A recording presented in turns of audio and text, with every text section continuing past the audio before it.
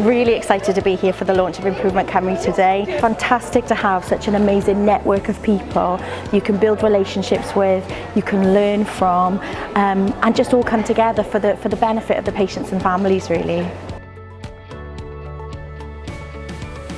The launch of Improvement Cymru, I think, is a really positive step. The movement of building improvement methodology into the NHS has got to be positive if we're going to get the service that we need.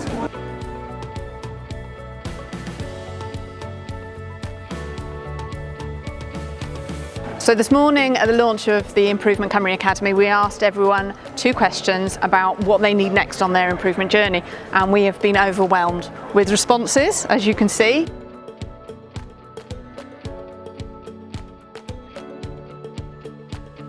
I see the real challenge is around spread and scale, looking at what works well in one organisation and how do you spread that so that the whole population benefits from that.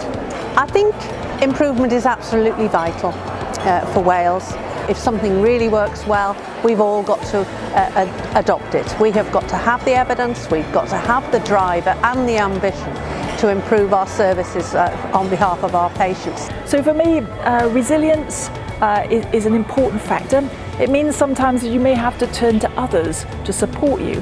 Having a network, having a team in Improvement Cymru will be massively supportive to the leaders of Wales as they take this agenda forward.